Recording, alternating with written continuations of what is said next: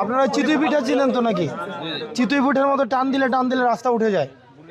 সরকার budget দিচ্ছে 40 মিলি, ওখানে করতেছে 22 থেকে 25 মিলি, এবং আপনারা তো দেখছেনই যে কিভাবে টান দিয়ে রাস্তা উঠে যায়।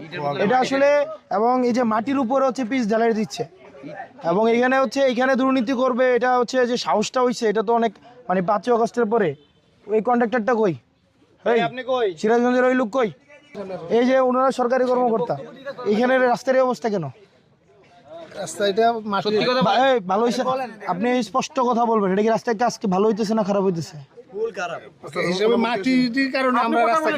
আপনি আমাকে খারাপ হচ্ছে, এই টান দিলে রাস্তার পিচ উঠে যায়, কোন পৃথিবীতে আছে?